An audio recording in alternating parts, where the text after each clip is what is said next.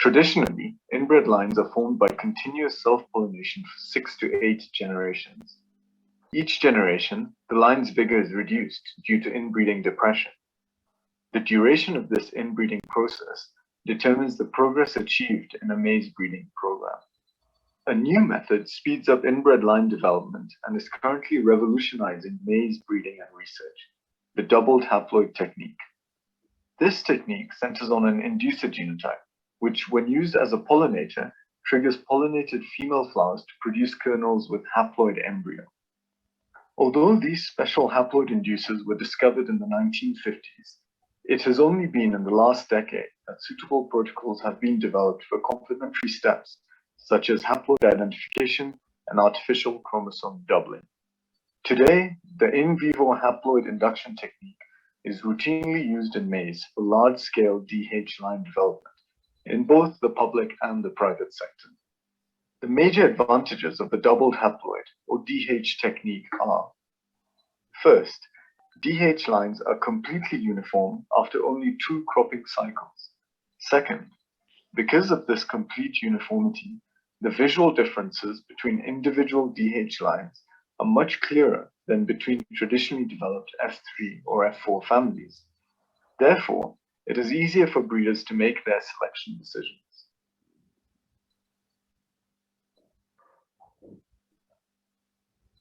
Doubled haploid production, also called DH production, requires 4 steps. 1. Inducing haploids. 2.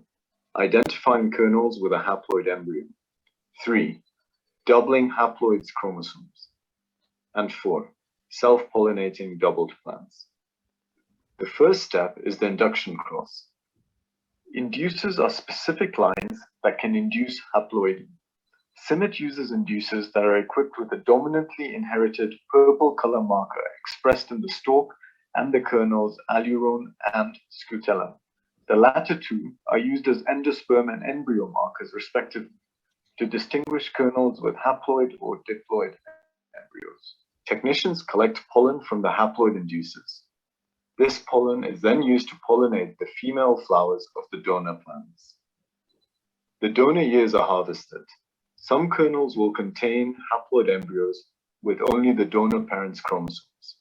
The majority, however, will be normal crossing kernels with diploid embryos. These diploid embryos contain chromosomes from both the donor and the inducer parent. Normal crossing kernels are of no value for DH line production. The ratio between haploid and crossing kernels is variable. The induction rate is the number of haploid kernels divided by the total number of kernels harvested. For example, an induction rate of 10% means that in a year with 300 kernels, there's 30 kernels with haploid embryos. An induction rate of 8 to 10% is common among currently employed inducer genotypes. The second step is distinguishing between kernels with haploid and diploid embryos. This step requires a reliable phenotypic identification system. At CIMMYT, we use a visual seed identification system. The system is based on the dominantly inherited purple coloration of the kernels scutellum and alurone, which act as embryo and endosperm markers. Seed classification based on this system is easy to learn and requires no special equipment. CIMMYT distinguishes between 3 kernel categories. Category 1 contains kernels with non-colored embryo and non-colored endosperm. These may have resulted from pollen contaminations or color inhibition. Category 2 contains all normal crossing kernels. Both embryo and endosperm have purple color. This results from the dominantly inherited coloration present in the inducers. Category 3 represents the kernels with haploid embryo. The colored endosperm indicates that they are the result of an induction cross, but the non-colored embryo signifies that the embryos contain only donor genome. A typical relationship between the 3 categories looks like this. On the left is a minuscule portion of contamination kernels. The small quantity indicates a well-performed pollination with inducer pollen. Next is a large bag of F1 kernels. 90 to 95% of all kernels harvested may belong to this group. The percentage depends on the inducer employed. Next are the haploids. Only this group will be used in double haploid line development. A disadvantage, however, is that the marker system does not work in all genetic backgrounds. For example, donors that have purple-colored kernels cannot be subjected to this color marker. Also, inhibitor genes may prevent color expression. The third step is the artificial chromosome doubling of the haploids. Here, one copy of each chromosome is made so that the resulting plants are diploids and homozygous. Colchicine is a plant alkaloid. It works as a mitotic inhibitor. Mitosis is the process of nucleus division in somatic cells. After DNA replication, the microtubules pull the duplicated chromatids towards the two poles. The cell then divides into two daughter cells. Colchicine disrupts mitosis by binding to tubulin. In this way, the formation of microtubules and the polar migration of chromosomes is inhibited. The result is a single cell with doubled chromosome number. A fungicide treatment is applied to the kernels and they are placed in trays for germination. Each tray should be clearly labeled with an entry number. The trays are covered with slightly perforated aluminium foil to simulate darkness. Subsequently, the kernels are allowed to germinate for 2 to 3 days. The germination room is kept at a temperature of approximately 26 degrees Celsius and moderate humidity. The trays are checked daily and moisture is applied if necessary. The seedlings are ready for colchicine treatment once the coleoptile is approximately 2 centimeters. Mash bags and plastic labels are prepared. Seedlings with the correct coleoptile length are taken from the tray. The tips of these seedlings are cut to ensure greater penetration of the colchicine. Seedlings are grouped into one mesh bag based on their entry number. Mesh bags containing the prepared seedlings are placed into a custom-made steel tank. Tap water is added to the tank until all seedlings are well submerged. The water from the tank is then transferred to a measuring container to estimate the amount of colchicine solution necessary for this batch of seedlings. Staff working with colchicine must follow extreme safety measures. They must wear protective clothing, gloves, and respiratory masks at all times. An electric pump transports the colchicine automatically into the steel tank and minimizes human contact with this toxic agent. Employing a timer allows the treatment to start and stop automatically, for example, during the night. After the treatment, the solution is emptied from the tank into specially designated waste containers. The seedlings are then rinsed with tap water. Residuals are also collected in special containers. All colchicine waste is later disposed of by an authorized company. The treated seedlings are transplanted into pots filled with soil. Special care must be taken to avoid damage during this process. They are kept in the greenhouse for several days. Various types of pots can be used. This type of pot is common in greenhouse experiments and horticulture. It is made of durable plastic and can be reused for many cycles. This pot is made of biodegradable material. Because it decays in the soil, this type of pot can be directly transplanted, enabling the use of a planting machine. The cheapest option is planting into a styrofoam cup, more commonly used for coffee or tea. All pots must have perforated bottoms to allow for drainage of excess water. Approximately 2 weeks after treatment, they are now ready to be transplanted to the field. Manual transplanting involves using wooden poles to prepare holes for the pots, distributing the pots along the row, and covering them with soil. This method is labor-intensive and time-consuming. Because of the large scale of the DH activities, CIMMYT now transplants using a planting machine. This machine can manually transplanting the same number of seedlings would require 8 hours and 15 field workers. The fourth and final step in the production of DH lines is self-pollination and harvest of seeds. Colchicine-treated plants are called D0 and contain a unique genotype. If the colchicine doubling treatment succeeds, selfing D0 plants should produce D1 seeds. This D1 seed constitutes the newly developed, completely homozygous, doubled haploid inbred line. Many D0 plants produce a limited number of seeds, sometimes as low as 1. Because of this low harvest, ears are collected with husks and kept inside their original pollination bags to minimize loss of seeds during handling. For identification purposes, ears of one entry are grouped into labeled mesh bags. The bags are then taken to the warehouse. In the warehouse, the ears are carefully dehusked. Ears are labeled and individually placed into mesh bags to await post-harvest treatment for insect control. CIMMYT's current success rate for creating D1 seed is 3 to 5%. This means that only 3 to 5% of all haploid kernels of an entry will become a DH line. Several factors influence this success rate. One factor is accuracy of the haploid identification system. Misclassification increases the rate of crossing progeny in the D0 nursery. These false or F1 plants can be easily identified within the D0 nursery. They are vigorous and may contain many tillers. They also produce a high amount of pollen on a highly branched, large tassel. Often they exhibit a purple-colored stalk inherited from the inducer parent. In contrast, D0 plants are short, weak, and produce little pollen. Another factor is the efficiency of the chromosome doubling system. Typically, colchicine does not uniformly or completely double the cells of a plant. The result may be manifold, especially on the male flowering organ. Some tassels will produce abundant pollen, making selfing easy. Others will exhibit few tassel branches carrying fertile anthers. Lastly, some tassels will have limited pollen-producing anthers, or none at all. In such cases, selfing might be impossible and the genotype is lost. Additionally, favorable agronomic conditions affect seed production. A station's best lots should be allocated to the D0 nursery. Light soils, reliable irrigation facilities, and good fertilization help DH plants survive.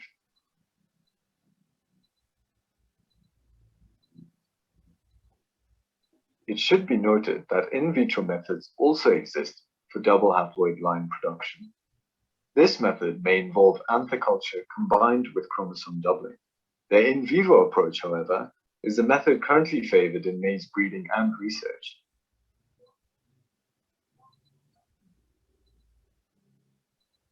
Successful implementation of the in vivo haploid induction technique for DH line production in any maize breeding or research program depends on the availability of 1. A haploid inducer genotype with high ability to induce haploids when crossed to diverse donor material, independent of environmental conditions. 2.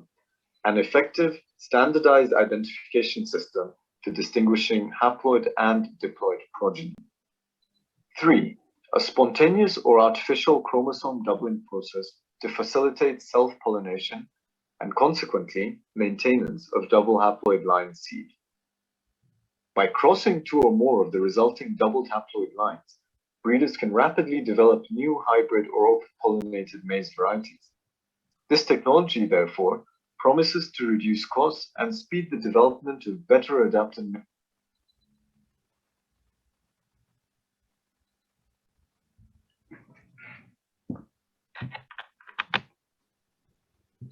Baik, terima kasih banyak Pak Arya ya. Sangat menarik videonya ya. Ya, jadi sekilas itu rekan-rekan ya tentang informasi yang sangat baik dan komprehensif tentang teknologi double haploid ya.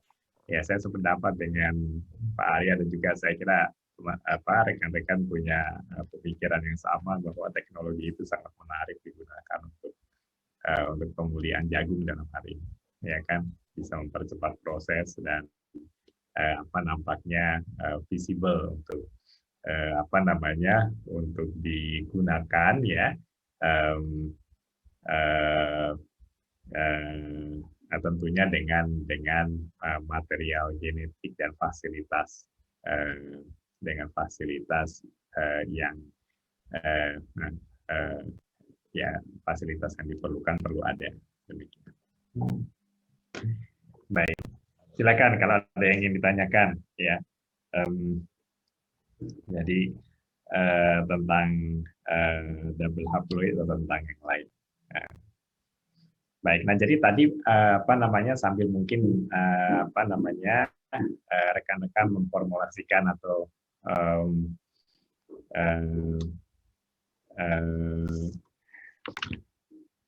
menyusun mungkin ada hal-hal yang ingin disampaikan, ya. Nah, jadi tadi Pak Arya menyinggung tentang seleksi, ke arah mana seleksi dalam pemeliharaan jagung, ya.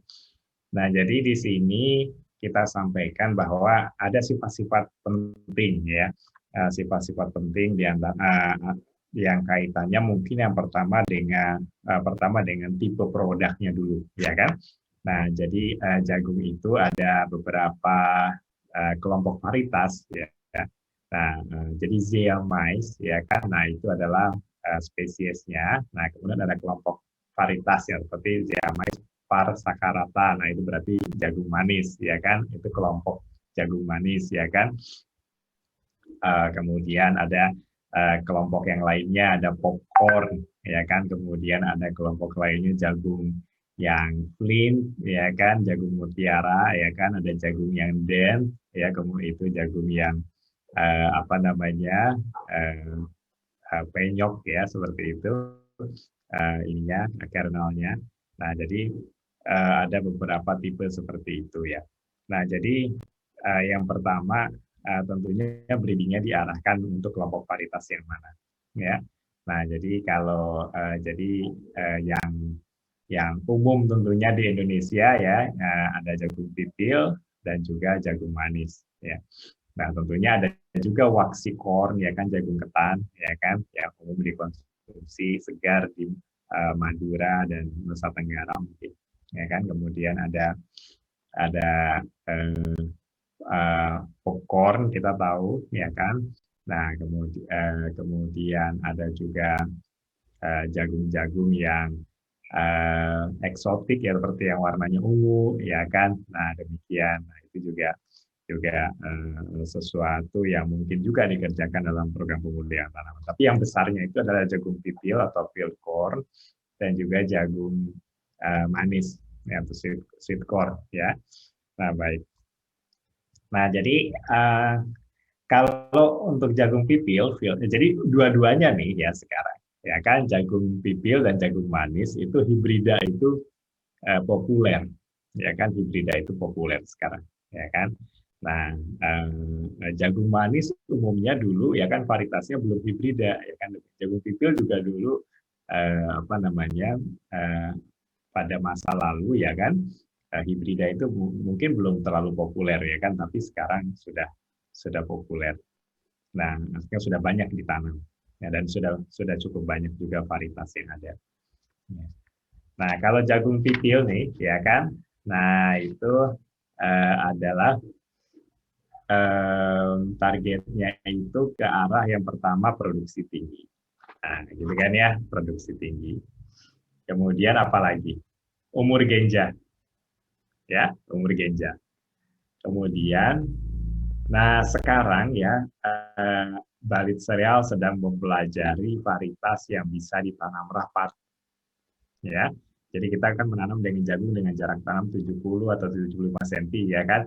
Nah, ini dipelajari apakah ada hibrida yang bisa ditanam di jarak tanam misalnya 60 cm, ya kan. Nah, dengan hasil yang baik tentunya. Nah, apa karakteristik untuk dia bisa ditanam rapat, ya kan, adalah tipe daunnya tegak, ya kan.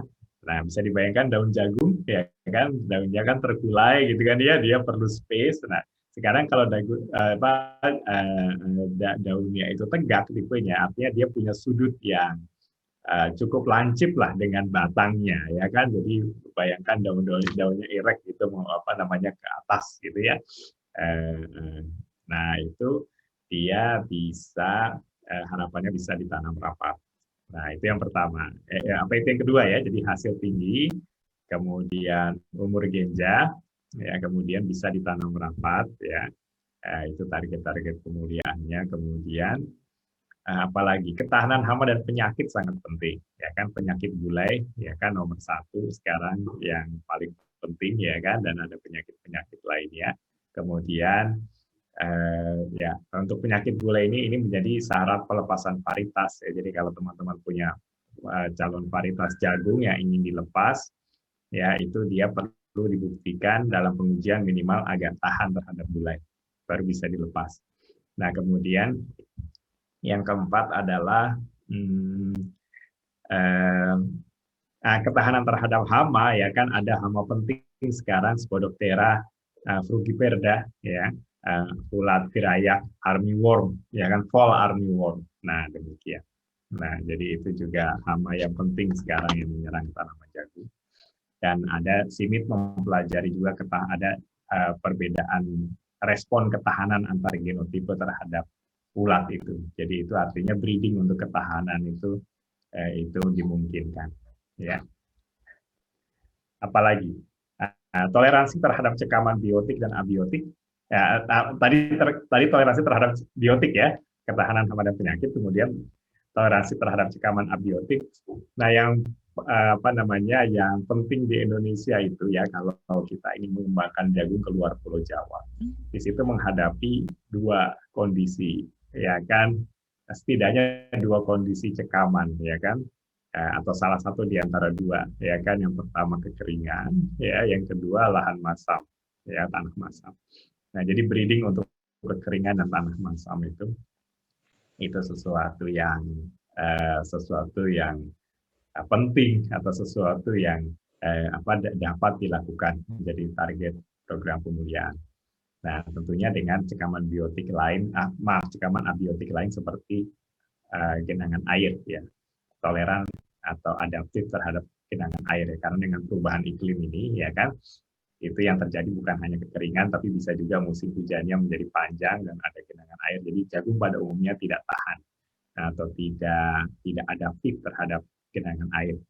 Nah, jadi bisa dirakitkan ke arah sana, ya kan, demikian. Nah, kemudian, jadi nanti mungkin Pak Arya nanti bisa sharing sedikit tentang jagung manis, ya kan?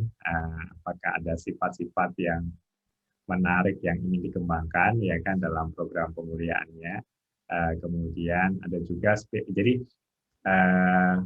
jadi jagung-jagung yang termasuk juga tentunya ada jagung-jagung yang spesial, ya kan, seperti misalnya atau yang diperuntukkan khusus seperti misalnya jagung ungu yang punya kandungan antosianin tinggi, ya kan, kemudian ada jagung yang punya kandungan beta karotin tinggi. Nah, itu juga dipelajari juga atau bisa dilakukan breeding program ke arah sana untuk kandungan nutrisi yang tinggi pada jagung, ya kan. Kandungan nutrisi ini yang pertama meliputi QPN, meliputi protein, ya, kemudian beta protein tinggi. Kemudian ada jagung yang kandungan beta karotin tinggi, dan saya kira bisa juga dikembangkan atau memungkinkan untuk yang kandungan antosianin tinggi. Ya, demikian. Nah, mungkin itu beberapa sekilas tentang target arah pemulihan. Baik, mungkin Mas Arya bisa memberikan insight tambahan untuk ini, untuk pemulihan jagung manis. Silakan Pak Arya. Baik Pak Willy, sebenarnya bukan tambahan Pak Willy, saya karena baru sekali mulai belajar tahun lalu begitu. Karena cita-citanya ingin supaya praktikum S1 Dasgol itu pakai varietas sendiri Pak, gitu, Pak, tidak pakai punya yang lain lagi gitu intinya. Pengennya itu saja dulu Pak. Nah, dari situ Bapak Ibu akhirnya kalau tidak melakukan itu tidak terbayang hal-hal apa yang akan dihadapi begitu kan. Seperti yang tadi saya sampaikan Bapak Ibu, hal pertama yang kemarin saya hadapi saat ingin menggalurkan, ternyata kan itu kan individu Bapak Ibu kan selfie itu kan. Ternyata banyak yang jantannya habis duluan begitu. Ini harus saya apakan begitu kan, berarti nanti nggak dapat lanjutannya begitu. Nah, kemarin akhirnya Pak Willy, saya mohon izin Pak Willy, apakah ini pertanyaan Pak Willy, jadi kalau kita muncul jantan kan tinggal sedikit Pak Willy. Jantan kan biasanya duluan. Nah, ketika tinggal sedikit, saya ingin shaving. Kemarin sempat saya buka itu Pak Willy betinanya. Saya robek begitu, sehingga saya paksa keluar saya paksa keluar seal-nya gitu. Baik, Kan baik. saking inginnya supaya bisa selfing gitu kan. Nah, itu apakah biasa dilakukan atau memang sebaiknya tidak dilakukan? Untuk kita biarkan saja, berarti ya yang sifat aslinya jauh ya lama-lama akan tereliminasi begitu kan Pak Awi, atau bagaimana Pak Awi? Karena apalagi misalkan tadi pakai ini Pak, pakai yang inducer tadi. Berarti ketika mendapatkan double haploid itu kan harus di selfing. Nah, Betul, betul. kadang-kadang jantannya muncul, betinanya sudah habis gitu kan, jantannya sudah habis, betinanya baru muncul. Nah, itu apakah bisa demikian caranya atau bagaimana Pak Willy kira-kira Pak Willy? Saya ini kemarin baru satu hal yang saya temui itu bukan kendala sih, tantangan salah satu di situ Pak Willy. Baik, baik. Terima kasih Pak Arya ya. Ya, sangat menarik dan sangat penting tentunya program pemuliaan jagung manis ya kan untuk menghasilkan varietas baru yang tentunya bisa digunakan untuk baik dimanfaatkan secara komersial maupun untuk keperluan internal ya Bapak Ibu ya, rekan-rekan semua nanti kalau misalnya ada yang kebetulan bekerja dengan jagung ya kan, jagung manis ini komoditi hortikultura yang penting saya kira ya. Nah, kaitannya dengan selfing sama Pak Arya, saya mengalami hal yang serupa juga gitu ya kan dalam program pemulihan. Jadi kita melihat di depan mata sendiri kita kehilangan galur-galur. Jadi begini ya kan, entah bagaimana. Jadi kan ada galur-galur yang semacam mau punah lah gitu ya kan. Jadi dia sudah di selfing beberapa kali. Gitu. Nah, cuma karena suatu hal ya kan, kita temukan di seed storage ya kan, itu tinggal sedikit benihnya ya kan, dan kemudian kita tanam tinggal beberapa benih itu dan setelah pada saat waktunya berbunga, nah ya kan nampaknya mungkin kita agak terlewat juga ke lapang 1-2 hari mungkin ya kan, dan mengalami hal yang seperti tadi Pak Arya sampaikan ya kan. Nah itu dan genotipenya juga tidak sinkron gitu umur berbunga. Jadi taselnya sudah keluar duluan, sudah mau habis, kemudian kemudian itu silknya belum keluar ya kan. Nah waktu itu ya guru kita Bu Sriani ya kalau tidak salah pernah menyampaikan. Nah jadi salah satu upaya untuk mempercepat keluarnya silk itu adalah dipotong ujung tongkolnya. Jadi itu bisa jadi di mungkin beberapa sentimeter begitu ya kan, untuk jadi kan silknya jadi lebih cepat kelihatan gitu kan ya, lebih cepat muncul, dan itu bisa cepat dipolinasi, dan apakah bisa dengan cara semacam ditarik tadi apa mungkin juga bisa ya kan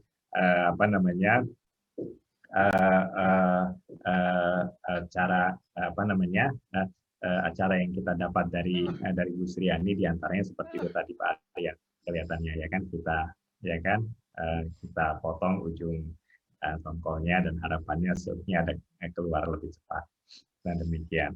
Nah jadi saya juga baru ingat sekarang ini cara itu begitu ya kan, dan saya terlanjur melihat jalurnya itu sudah sudah hilang, tidak berhasil selfie. Nah, tapi ya apakah masih ada koleksi yang tersisa, mungkin nanti bisa kita lihat. Tapi kira-kira demikian Pak Arya, ya kan, tentang upaya untuk melakukan selfing, dan kita memang belum tahu apakah kalau memang itu delay-nya terlalu jauh antara waktu antesis dan waktu silking, nah nampaknya itu juga ada hubungannya dengan dengan toleransi kalau tidak salah ya kan. Jadi kalau antesis silking interval itu ya jarak antara waktu umur berbunga dan umur berbunga jantan, umur berbunga betina terlalu jauh. Nah itu ada indikasi dia itu mungkin ya kurang toleran terhadap cekaman kekeringan misalnya ya kan, atau cekaman antibiotik yang lain mungkin ya kan. Jadi memang selisih antara umur berbunga dan jantan pada satu genotipe yang terlalu jauh itu memang impresi yang saya dapat itu ada suatu yang sifat yang kurang baik lah, demikian ya kan, sifat yang kurang baik. Nah namun tentunya kita belum tahu sampai kalau misalnya itu katakanlah apakah misalnya kalau kita selfing pada generasi berikutnya kita menemukan yang seperti itu lagi ya kan, atau umur berbunganya katakanlah semakin sinkron ya kan, karena ada rekombinasi genetik lagi kan ya, semacam itu ya kan akibat selfing. Nah jadi itu mungkin sesuatu yang menarik juga untuk kita pelajari ya. Jadi maksud saya, apakah kalau kita ketemu jalur yang seperti itu kita buang saja di awal istilahnya ya, atau kita lupakan di awal, atau kita masih usahakan di generasi berikutnya? Mungkin kalau dugaan saya sih masih menarik untuk dipelajari di generasi berikutnya, artinya memberikan kesempatan dia apakah nanti umur berbunganya akan semakin sinkron. Demikian. Mungkin Pak ya. Ini pengalaman baru saja, jadi habis Lebaran, so lanjut lagi Pak, nanam lagi Pak. Oh baik ya, alhamdulillah ya. Ya, baik. Nah mungkin silakan Bapak Ibu, rekan-rekan yang lain kalau ada yang ingin disampaikan tentang jagung, ya kan? Bapak, saya izin bertanya Pak. Silakan Bu. Ya Pak, ini tadi sebenarnya terkait teknisnya sih Pak untuk persilangannya sendiri. Iya. Tadi saya sempat yang tadi Bapak bilang katanya mungkin kalau ini metode yang saya lakukan itu kurang tahu ya Pak, karena itu disampaikan oleh dosen kami waktu masih S1 dulu. Jadi kalau pada saat ingin melakukan polinasi, jadi taselnya tadi itu kita untuk serbuki ke rambut jagung betina. Jadi rambut jagung betinanya itu harus dipotong terlebih dahulu Pak. Jadi mungkin tadi kalau seperti yang tadi Bapak sampaikan untuk untuk menghindari, untuk agar cepat tumbuh rambutnya mungkin dipotong dulu. Tapi kalau ini udah kayak kebalikan gitu ya Pak. Jadi sudah disungkup terlebih dahulu, baru nanti kalau udah panjang baru dipotong untuk baru langsung dipolinasi. Jadi tadi Pak, tapi pas hasil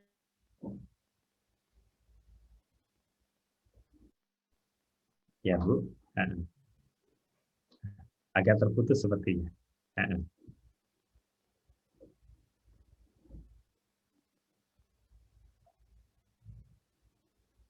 Atau sinyal dari saya ya? Baik. Dari Mbak Milanya kayaknya. Dari Bu Mila Pak. Ya. Baik. Satu lagi Pak, boleh Pak sambil menunggu. Silakan. menunggu Bu Mila. Ini Pak, kemarin ini pengalaman juga kejadian. Nggak apa-apa Bapak Ibu ya. Siapa tahu jadi saya jadi bertanya karena memang kemarin baru dapat banyak pengalaman setelah melakukan sendiri, begitu mencoba sendiri. Ini Pak Willy, jadi kemarin ini Pak Willy ini kan gambar seperti ini Pak Willy muncul seperti ini betinanya. Nah karena saya terlalu bersemangat, nah saat sudah muncul ini saya selfing Pak Willy, langsung saya selfing begitu Pak Willy. Nah ternyata setelah seminggu kemudian saya buka, kok masih terus muncul bunga betina yang muncul silnya masih terus keluar begitu, jadi lebih panjang begitu Pak Willy. Nah saya kemarin khawatirnya itu apakah memang belum semuanya muncul pertama Pak Willy, kemudian saya khawatir jadi saya nggak selfing begitu, jadi masih muncul lagi menerus atau panjang begitu kan, tapi saya cek lagi ternyata memang ada beberapa yang kering begitu Pak Willy, tapi masih muncul panjang. Nah itu kan, tapi khawatirnya terjadi kontaminasi Pak Willy karena kan mungkin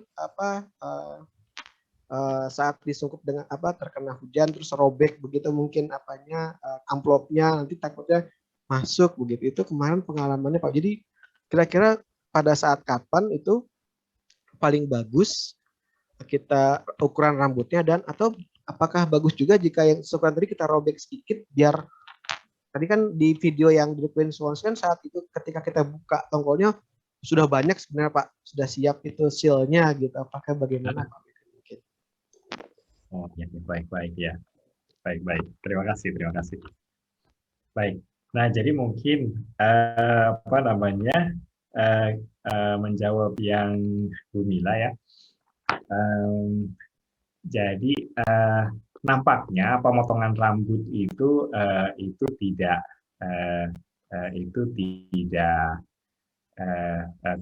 itu tidak diperlukan sebenarnya. Nah, kalau tidak ada alasan yang penting seperti misalnya rambutnya terlalu panjang, ya kan, demikian, ya kan, tapi harus masih di dalam sungkup, ya kan, harus di dalam, kan kita menyungkup bakal tongkolnya sebelum keluar rambut. Nah, kemudian dia keluar rambut. Nah, kadang-kadang kita selfie-nya itu karena sesuatu hal kita menunggu tetua jantannya, ya kan, masih menunggu, ya kan, sampai rambutnya panjang gitu kan dia. Tapi selama itu masih di dalam sungkup, masih di dalam, kalau kita menggunakan sungkup plastik misalnya, ya kan, masih di dalam plastik, ya itu rambutnya masih belum keluar. Nah, itu masih bisa, ya kan, kemungkinan masih bisa dilakukan. Nah, kalau itu terlalu panjang, ya kan, nah mungkin bisa dipotong, ya kan, nah supaya dia tidak terlalu panjang. Soalnya kalau dia terlalu panjang, kemudian kita nanti setelah kita selfie kan kita sungkupkan yang warna coklat itu, ya, amplop taselnya itu kita sungkupkan di tongkolnya, ya, nah di bakal tongkolnya, ya. Nah, di situ, nah itu bisa rambutnya itu menjuntai sampai ke bawah gitu, ya kan, sampai keluar dari amplop coklat itu. Nah, itu mungkin bisa juga mengakibatkan kontaminasi sehingga mungkin perlu kita potong. Tapi pada umumnya tidak sebenarnya, ya kan. Kalau rambutnya itu tidak terlalu panjang, ya kan, artinya masih ukuran yang normal, dan kalau kita crossing dia akan kita sungkupkan amplop coklatnya itu ke bakal tongkolnya itu, dia masih menutupi rambutnya untuk mencegah kontaminasi. Nah, itu tidak perlu dipotong kalau menurut saya, ya kan. Jadi, dan pengalaman kami itu tidak apa-apa. Jadi pemotongan itu adalah pemotongan ujung dari bakal tongkol untuk mempercepat keluarnya rambut. Nampaknya demikian.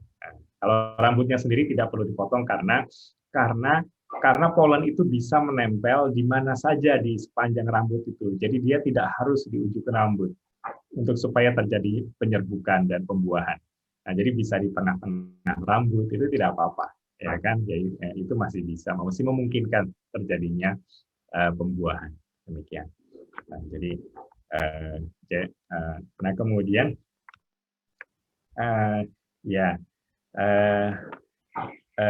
itu menarik Pak Arya tadi tentang rambut berapa sih sebenarnya, ya, panjangnya itu. Nah, itu apa namanya, itu bagus Pak Arya pernah membuka setelah polinasi, ya kan. Nah, saya belum pernah melihat, artinya belum pernah dengan apa namanya, setelah melakukan polinasi kemudian kita lihat apakah masih ada perkembangan rambut tadi, ya kan. Nah, tapi bisa jadi demikian, saya kira, artinya ada yang silk yang sudah artinya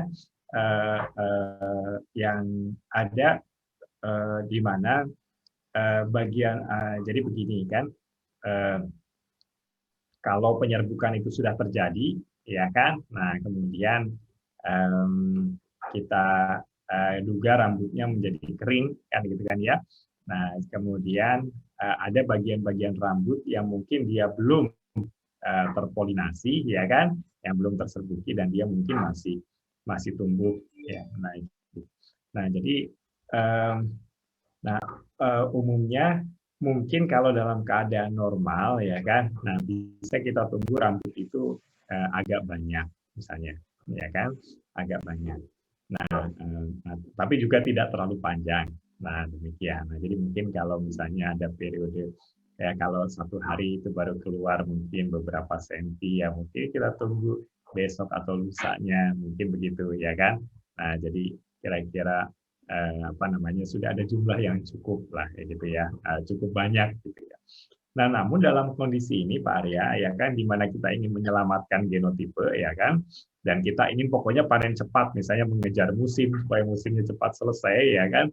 Nah, itu saya kira tetap memungkinkan juga walaupun silknya masih sedikit, ya kan. Jadi tidak apa-apa mungkin, ya, karena nanti kan akan disungkup oleh tadi amplop coklatnya, ya kan, dan mungkin dalam beberapa hari kemudian masih awet, ya kan, harapannya amplopnya belum rusak, masih bisa melindungi dari polinasi yang lain.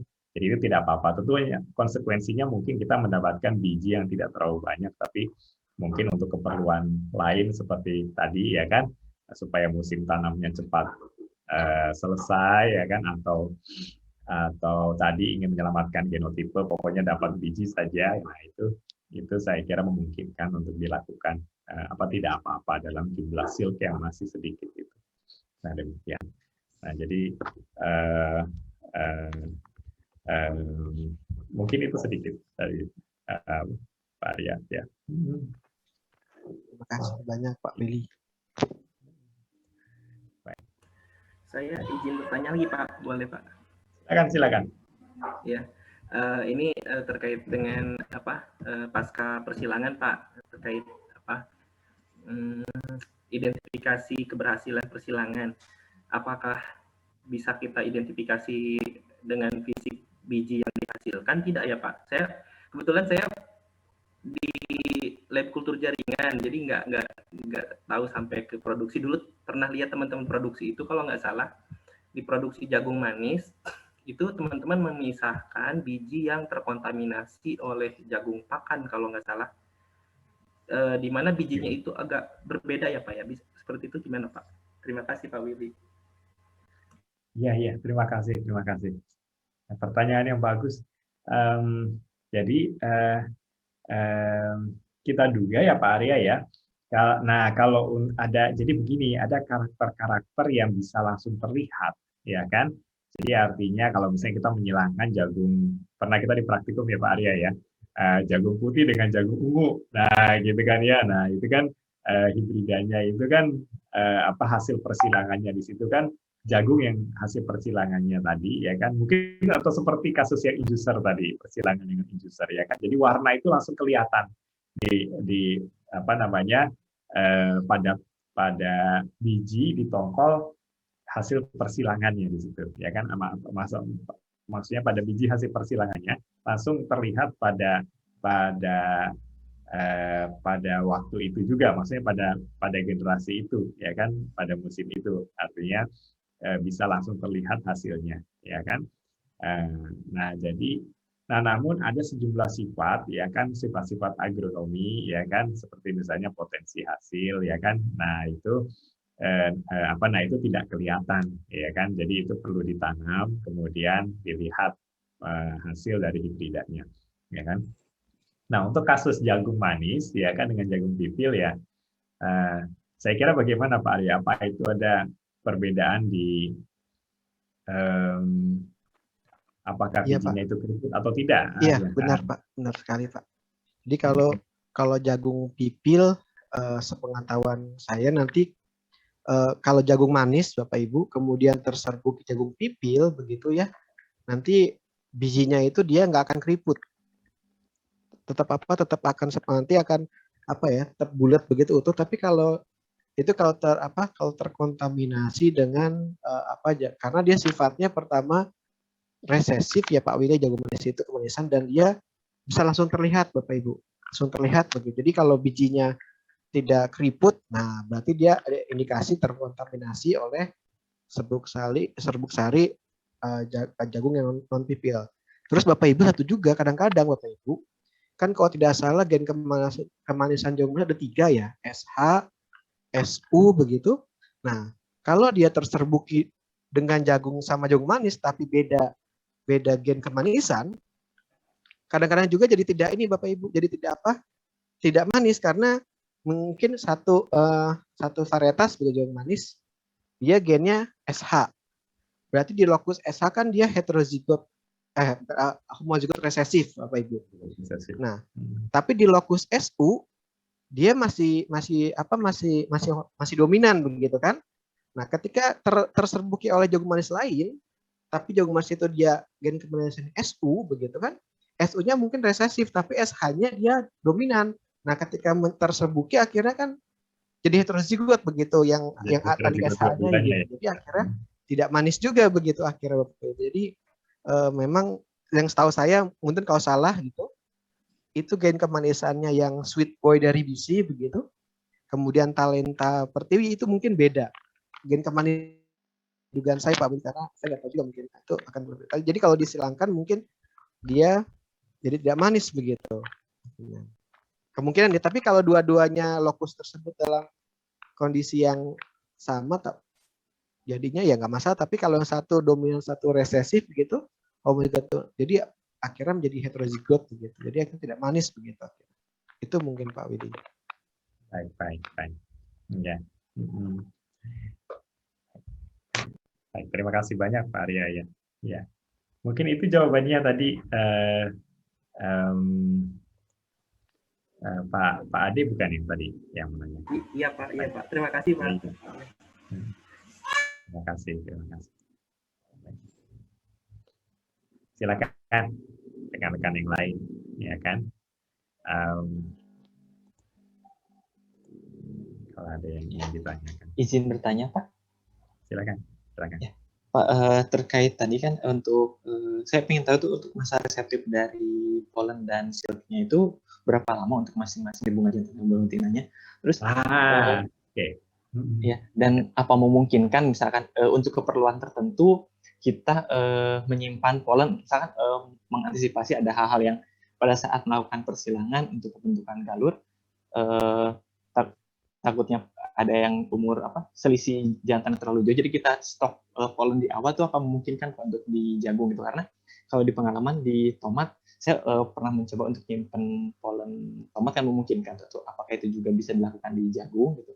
Terus untuk pertanyaan kedua Pak, kan saya pernah mendengar ada istilah intruding depression gitu kan banyak di tempat kadang-kadang di jagung juga. Nah, untuk meminimalisir intruding depression pada proses penggaluran itu sebaiknya seperti apa ya Pak?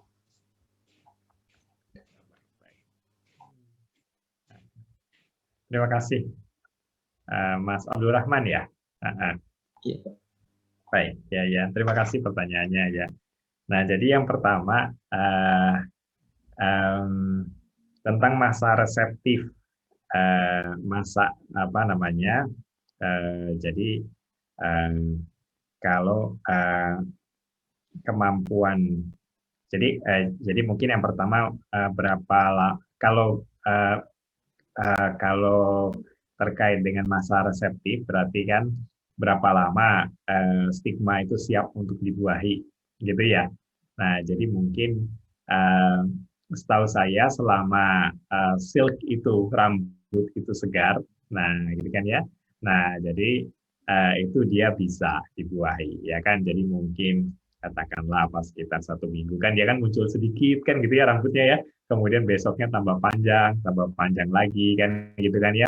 Nah, itu mungkin selama dia dari muncul ya kan, dari muncul rambut kemudian sampai mungkin rambutnya panjang dan kering gitu kan, ya mungkin belum kering ya kan, karena kalau dia masih di dalam sukup ya kan kelihatannya segarnya lama, tapi mungkin makin lama tentunya makin tidak reseptif dugaan saya. Tapi kita duga mungkin 1 minggu mungkin masih ya kan, mungkin 1 minggu atau kurang mungkin dari itu yang masa-masa itu dugaan kita. Kemudian nah tentang pollennya itu ya. Nah, jadi gini ya kan. Nah, tadi kan dalam persilangan ya kan, kenapa ya kan pollennya ini, kenapa kita menyungkup hari ini untuk polinasi besok. Nah, gitu kan ya. Nah, tujuannya itu ya kan. Jadi kan kita kan kalau dalam persilangan kan yang pertama kan kita cari pertama kita lihat bakal tongkolnya dulu ya kan. Jadi lupakan tetua jantannya, lihat bakal tongkolnya. Dia tutup yang belum keluar rambut. Nah, gitu kan ya. Nah, setelah dia keluar rambut, baru kita pikirkan tetua jantannya. Nah, gitu kan ya. Nah, kalau mau selfie berarti lihat tassel dari tanaman itu. Kalau kita mau crossing, kita lihat tassel dari tanaman lain. Nah, kemudian, jadi itu setelah tetua betinanya keluar rambut di dalam tongkol. Ya kan? Nah, kemudian berikutnya kita tutup Kita tutup tassel dari tetua jantan. Nah, kita tutup. Nah, kita tutup hari ini, tapi penyerbukannya besok ya kan. Nah, tujuannya seperti di video tadi ya, supaya polennya itu mati. Ya, polen yang ada hari ini dia mati, gitu ya kan. Jadi polennya akan ada polen yang keluar hari ini kan. Ya, jadi pada saat kita menutup, ya kan, pada saat kita menutup tassel. Nah, itu mungkin ada polen-polen kan di situ kan. Ada polen-polen. Nah, itu harapannya polen yang keluar hari itu mati. Nah, katanya itu dalam video di Wisconsin itu only last couple of hours ya kan. Jadi hanya pollen itu dia hanya viable dalam beberapa jam saja ya kan. Kemudian dia mati. Nah, besoknya ya kan kira-kira jam 9 atau jam 10 mungkin kalau waktu kita ya kan di Bogor ya kan. Nah, itu ada keluar jadi anter pecah, antar yang ada keluar polen baru. Nah, polen itulah yang akan kita gunakan untuk penyerbukan. Nah, demikian. Nah, jadi mungkin kelihatannya itu kalau dari sisi masa viable polennya itu berarti tidak lama kelihatannya, ya kan? Hanya tadi, jadi kalau begitu dia, ya kan, dia keluar dan dia ditangkap di sungkup. Jadi polen itu keluar, tangkap di sungkup, itu hanya bisa, kalau dalam kondisi lapang berarti ya, itu dia hanya bisa tahan hanya beberapa jam saja, kemudian mati. Nah, di mana itu tapi menguntungkan kita, ya kan? Karena begitu besoknya kita ketemu polen baru yang yang murni lah ya, tidak terkontaminasi oleh oleh polen tanaman lain karena dia keluar di dalam sungkup. Nah, demikian. Nah, apakah itu bisa disimpan? Nah, itu pertanyaan yang menarik ya kan. Nah, mungkin ya, nah saya belum tahu itu ya kan. Tapi saya duga penelitian mungkin sudah ada yang ke arah sana ya kan. Nah, nah mungkin juga karena asumsinya jadi polen itu tersedia cukup banyak ya kan. Nah, begitu ya kan, dan tidak langsung habis. Nah, jadi kalau masa antesis ini kan, nah kalau tadi kan masa viabilitas polen ya kan yang beberapa jam itu yang kita duga. Tapi kalau masa antesisnya itu kan cukup lama ya kan, kira-kira kan polennya itu kan anternya itu kan tidak langsung keluar semua langsung habis hari itu. Jadi mungkin kira-kira mungkin tadi kalau ukurannya cukup besar, tasselnya mungkin 1 minggu lah kira-kira polen itu tersedia. Nah, gitu kan ya. Nah, jadi persilangan itu bisa dilakukan ya tidak harus persis di suatu hari, tapi ya mungkin tapi ada jangka waktu beberapa hari demikian ya mungkin. Nah, mungkin beda kasusnya mungkin dalam spesies lain ya kan. Apakah misalnya saya belum tahu tomat ya kan, tapi mungkin katakanlah kalau dia punya masa antesis dan reseptif yang lebih sempit ya kan, nah sehingga penyimpanan itu menjadi sangat bermanfaat gitu ya kan, demikian. Nah, jadi kemudian yang ketiga tadi sangat menarik tentang bagaimana mengurangi tingkat inbreeding ya, tingkat inbreeding depression. Nah, jadi saya pernah diberitahu, tapi saya belum melakukan di breeding program yang kami lakukan, ya kan. Nah, untuk mencegah inbreeding depression yang terlalu besar, misalnya kita sudah menghadapi galur-galur generasi S9 atau S10, ya kan sudah di selfing 9 atau 10 generasi, ya kan. Dan khawatir kalau misalnya terus di selfing, ya kan itu semakin jelek galurnya, ya kan. Nah, jadi itu katanya, ya kan itu bisa diatasi dengan seeding, ya kan. Seeding itu adalah silang saudara. Nah, jadi dalam galur yang sama persilangannya tidak selfing. Kalau selfing kan dengan tanamannya sendiri, ya kan. Jadi kalau selfing itu kan bunga jantan dan bunga betina dari tanaman itu sendiri. Nah, kalau ini bunga jantannya dari tanaman yang lain, tapi pada galur yang sama. Nah, itu seed matching, ya kan, silang saudara. Jadi informasi yang pernah kita dapatkan demikian, Mas Abdul Rahman. Ya, baik. Ya. Terima kasih, Pak. Terima kasih.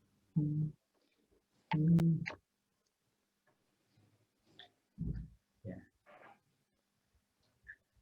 Baik, mungkin ada yang lain, silakan.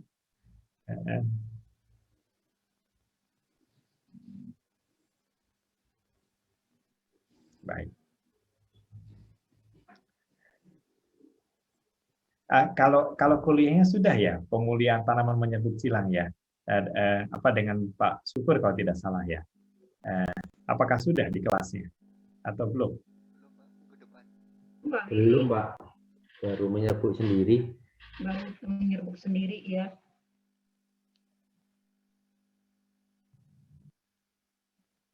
Di kuliahnya, ya kan? Ya. Terima kasih Bu Desta. Ya. Baik. Nah, sekarang ya kan, silakan masih ada yang bertanya tidak? Kalau tidak, ini ada sesuatu yang tugas yang susah, ya kan? Ayo silakan. Kalau ada yang ingin ditanyakan. Iya, iya, silakan. Ini Pak, saya Pak, apakah terdengar Pak? Terdengar kecil tapi masih terdengar. Apa saya coba besarkan volume di sini. Agak bermasalah. Ini Pak, saya kemarin itu dengar dari Kuning bahwa kita tidak bisa mengambil sumber genetik dari varietas perusahaan seperti itu. Kita harus izin dulu seperti itu. Jika kita ingin melakukan pemuliaan tanpa harus dari perusahaan itu bagaimana Pak ya untuk dapat sumber genetiknya? Terima kasih Pak. Baik. Ya, pertanyaan yang bagus ya. Baik. Nah, jadi tentang materi genetik ya. Nah, jadi yang pertama kita bisa memanfaatkan varietas-varietas yang dilepas oleh institusi pemerintah, ya kan? Oleh kalau jagung misalnya Balai Penelitian Tanaman Serealia, ya kan? Kalau misalnya padi, ya kan? BB Padi, ya kan? Kita menyilangkan Ciherang dengan IPB 3S, itu boleh, ya kan? Menyilangkan itu, ya kan? Seleksi, ya kan? Dan saya kira tidak perlu izin, ya kan? Kalau dalam kasus demikian, ya kan?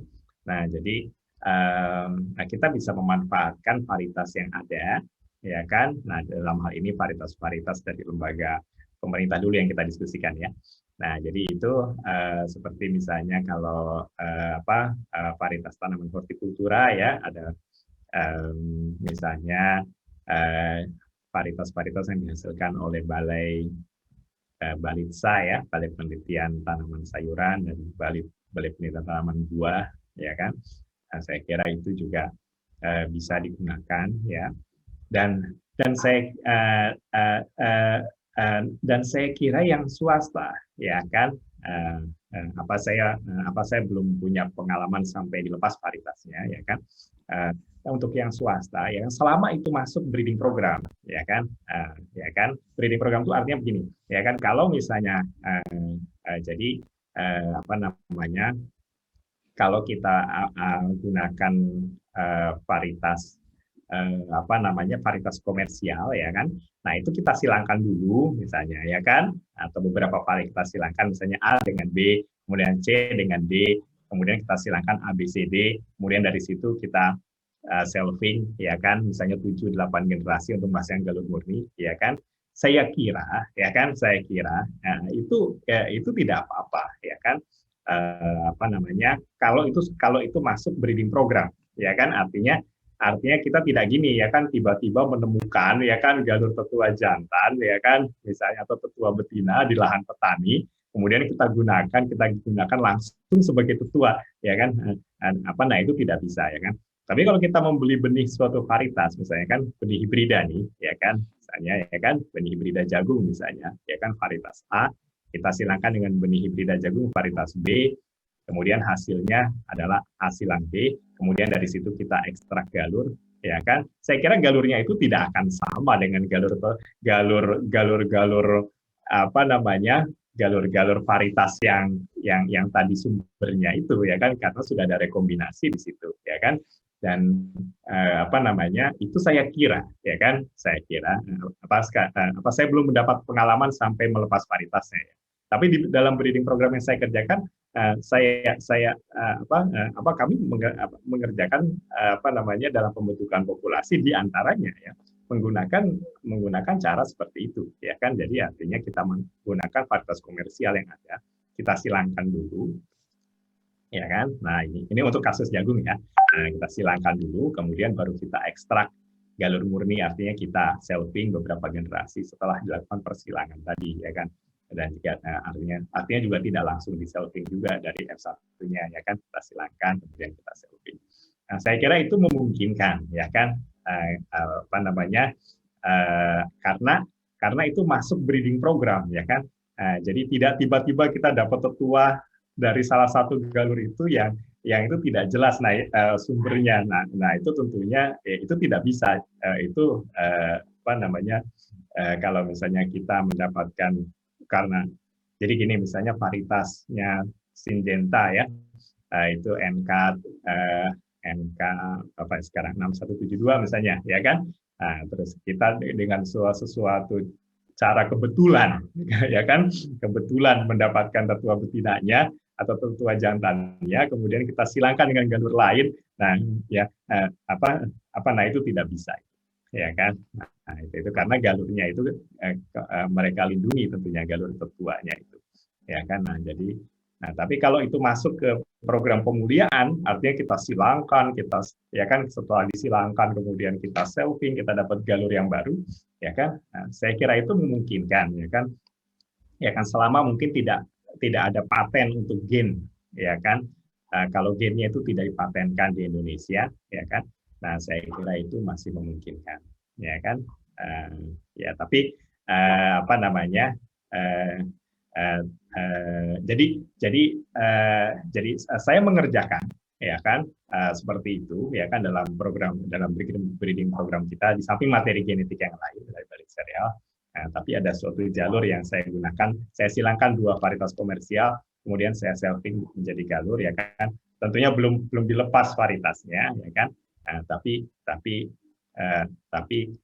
kita apa namanya, dalam hal ini saya pribadi berpendapat itu cara yang benar menurut saya, ya kan. Maksudnya karena kita melakukan suatu program pemuliaan, ya demikian. Nah kalau misalnya begini, ya kan, kalau misalnya ini kasus lain, ya kan, untuk misalnya varietas pemerintah nih misalnya, ya kan. Misalnya varietas Ciherang, ya kan, nah dia tidak tahan penyakit X misalnya. Kemudian kita masukkan gen ketahanan, katakanlah gen ketahanan terhadap penyakit X itu, ya kan, dengan metode rekayasa genetika misalnya, ya kan. Nah, kita masukkan, kita sisipkan gen itu menjadi varietas Ciherang, ya kan, yang tahan terhadap penyakit X, ya kan. Jadi lebih dari 99% genomnya itu masih Ciherang, ya kan, dia hanya ketambahan 1 saja. Nah, itu 1 gen saja, nah itu dinamakan varietas turunan esensial namanya. Nah, kalau itu juga tidak boleh langsung kita akui sebagai varietas kita kalau gitu, ya kan. Nah, itu kita perlu minta izin, ya kan. Dan kalau itu varietas Ciherang ini sudah dilindungi dan untuk keperluan komersialisasi kita perlu negosiasi dengan pemilik varietas Ciherang itu. Nah, itu karena varietas Ciherang plus X tadi, nah itu namanya varietas turunan esensial namanya, ya kan. Nah, jadi itu kalau varietas Ciherangnya sudah ada di perlindungan varietas tanaman, sudah didaftarkan di sana. Nah, jadi varietas turunan esensial itu juga untuk komersialisasinya itu perlu, setahu saya perlu minta izin atau ya berdiskusi dengan pemilik hak PVT varietas Ciherang itu, ya kan. Kalau yang kita hasilkan dalam kasus ini tadi. Tapi kalau kita silangkan Ciherang dengan IPP 3S kemudian kita seleksi, ya kan, nah atau kita punya hibrida dari swasta mungkin kemudian kita silangkan kemudian kita seleksi, nah itu saya kira itu akan menghasilkan varietas baru dan itu dimungkinkan, ya kan. Pendapat saya demikian, ya kan, asal kata kuncinya dia masuk breeding program, gitu ya. Masuk breeding program ada persilangan, ada seleksi gitu. Jadi kita tidak tiba-tiba mendapatkan suatu galur, ya kan, dari pertanaman petani misalnya gitu, ya kan. Nah, yang itu diduga galur tetua betina atau galur tetua jantan varietas jagung X. Nah, kemudian kita gunakan sebagai tetua, ya kan, kita silangkan menjadi hibrida. Nah, itu sesuatu yang tidak benar kalau, ya kan, demikian. Ya. Di Amerika saya pernah tanyakan ke dosen Irwin Goldman yang mengajar pemuliaan, ya kan. Nah, beliau bilang ini mungkin kasus di Amerika, ya kan. Ya, selama itu masuk breeding program, ya kan? Nah, artinya tadi ya kan ada persilangan, ada seleksi, ya kan, selfing, ya kan. Nah, itu masih dimungkinkan. Ya, artinya menggunakan varietas komersial apa yang sudah ada. Demikian. Ya kecuali ada kasus-kasus tertentu di mana misalnya gennya dipatenkan, misalnya, ya kan. Nah, ada gen toleran herbisida, ya kan, misalnya itu varietas transgenik, gennya itu dipatenkan di Indonesia, gitu. Nah, jadi itu bisa jadi tentunya produk yang kita hasilkan kalau membawa gen itu, nah itu bisa apa namanya, tentunya perlu minta izin tadi mungkin dalam kasus itu. Ya. Sebenarnya kemarin itu Bening bilang kalau dulu boleh seperti itu, tapi kalau sekarang tidak boleh. Saya kurang tahu itu peraturan. Oh iya. Oh iya. Ya saya kira saya kira itu sesuatu yang hal yang perlu kita cermati, saya kira, ya kan. Itu isu-isu yang apa namanya yang penting, ya kan. Nah, jadi artinya tapi kalau sumber materi genetik saya kira kita tidak kekurangan, ya kan. Kita bisa menggunakan varietas-varietas yang tadi dirakit oleh instansi pemerintah, ya kan. Nah, tapi sekali lagi, ya kan, itu perlu masuk breeding program juga, gitu kan, ya. Perlu persilangan, seleksi, selfing misalnya kalau jagung untuk menghasilkan galur murni, ya. Nah, itu dimungkinkan, ya kan, saya kira, ya kan. Dan yang swasta apa namanya, kalau varietas komersial swasta, ya kan, apakah itu dimungkinkan atau tidak, ya. Nah, jadi ya saya belum punya pengalaman empiris sampai melepas varietasnya, sehingga mungkin saya belum belum bisa berkomentar atau belum bisa menyampaikan pendapat yang tegas tentang itu, gitu, ya kan. Jadi ya mungkin bisa, ya kan, mungkin juga tidak, ya kan. Dugaan saya kalau itu masuk breeding program, ya kan, dan tidak ada gen yang dipatenkan, kemungkinan bisa dugaan. Ya. Baik, makasih.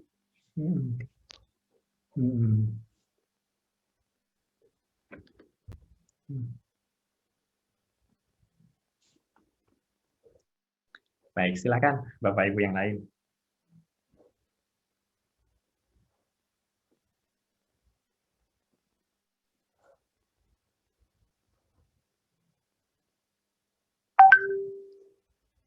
Apakah ada? Baik.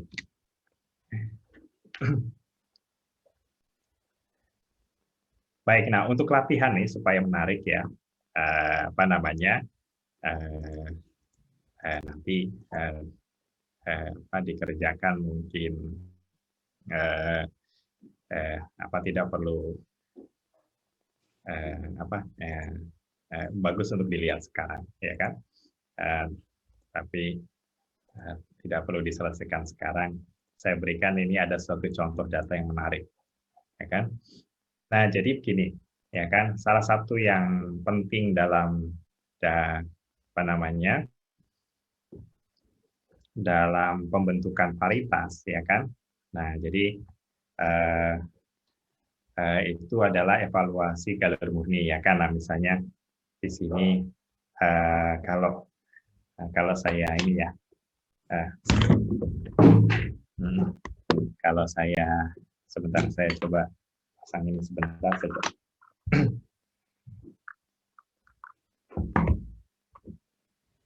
Saya matikan videonya mungkin supaya lebih lancar.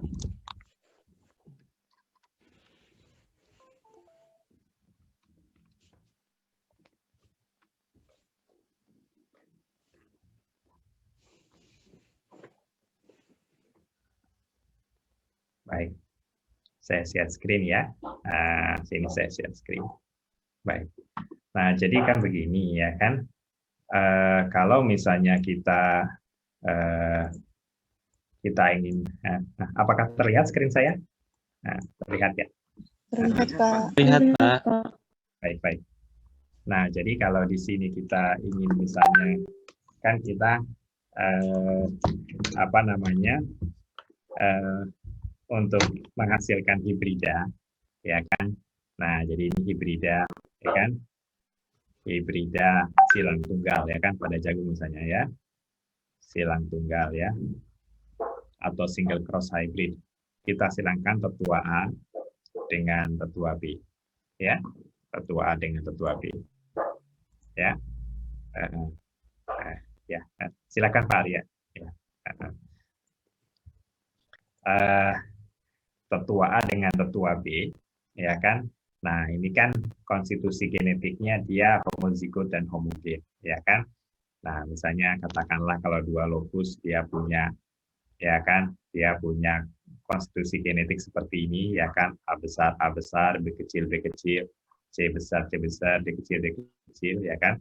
Silangkan dengan ini, ya kan? A kecil, B besar, C kecil, D besar, ya kan? Nah, ini kita akan dapat F1, ya kan? F1 hibrida silang tunggal, ya kan?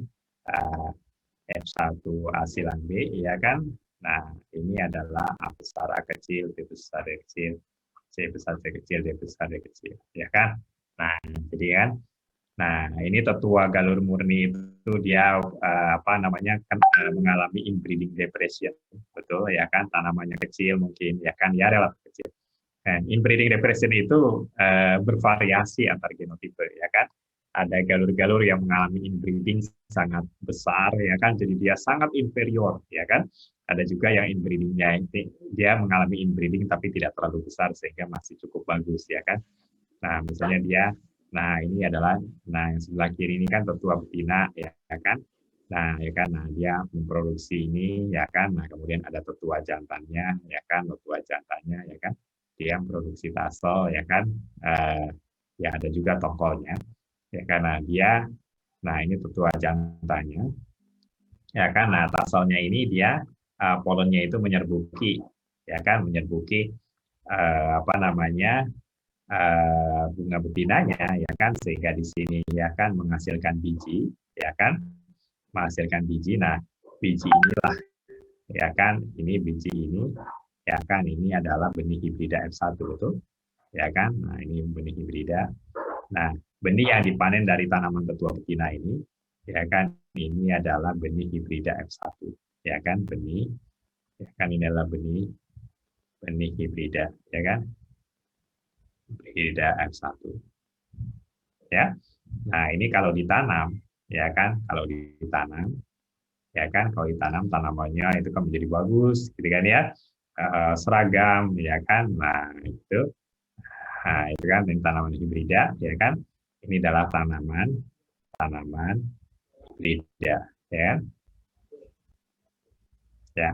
Nah, jadi benih hibrida F1 ini, ya kan? Ini yang dijual di toko, ya, di kios-kios pertanian. Nah, ini yang ini tanaman hibrida yang ditanam petani. Ya, demikian. Nah, jadi kalau galur murninya itu, ya kan, konstitusi genetiknya di sini ini adalah galur-galur murni itu, ya kan. Jadi galur murni itu, ya kan, sifat populasinya galur murni, ya, galur murni A dan B, ya kan, A dan B, ya kan. Itu sifat populasinya itu adalah homogen, ya. Homogen artinya tidak ada keragaman genetik, ya kan? Nah, kalau kita punya 100 tanaman galur murni ini, ya kan? Nah, itu dia sama semuanya, ya kan? Nah, sama semuanya, ya kan? Homogen dan juga jadi tidak ada keragaman genetik maksudnya. Kemudian homozigot, ya. Homozigot itu artinya ini sebagian besar atau kebanyakan lokusnya, ya kan, memiliki genotipe yang homozigot. Demikian, ya. Nah, kemudian kalau tanaman hibrida ini, ya kan, dia homogen, ya. Homogen, tidak ada keragaman genetik, ya kan. Ini 100% seperti ini kan genotipenya, ya kan, tidak ada perbedaan. ya kan. Nah, seperti ini A besar A kecil, B besar B kecil, C besar C kecil. Nah, ini kalau 4 lokusnya ada banyak, ada ribuan, ya kan. Dan kalau ada di sini ada 4 tanaman, ya kan, 4 tanaman itu punya genotipe yang sama seperti ini, ya kan. Jadi dia homogen, tidak ada keragaman genetik. Nah, tapi dia heterozigot. Ya. Nah, gitu, heterozigot. Nah, sekarang pertanyaannya kan nanti saya kira penjelasan yang baik dan menarik dari Pak Sukur. Bagaimana kita mendapatkan galur murni A dan B, ya kan? Nah, itu kan. Nah, itu kan. Jadi kita punya populasi dasar, ya kan? Kita punya populasi dasar, ya kan? Yang sifatnya heterozigot, heterogen. Ada keragaman genetik, ya, dan heterozigot. Ya kan, ada suatu populasi dasar seperti itu, ya, yang ada keragaman genetik di situ, ya kan, misalnya, ya kan, nah, seperti itu, ya kan, ya. Nah, kemudian dari sini, dari populasi dasar ini, nah, ini di generasi S0, ya kan, kita lakukan selfing, ya kan, kemudian menghasilkan, ya kan, ini galur-galur generasi S1, ya kan. Galur-galur generasi S1, ya kan. Nah, misalnya seperti ini, ya kan. Nah, gitu, ada yang masih, nah, gitu. Nah, misalnya ini, ya kan. Nah, ya kan. Ini galur S1. Nah, kita selfing lagi, ya kan. Ya kan. Nah, ini teruskan lagi, ya kan. Nah, jadi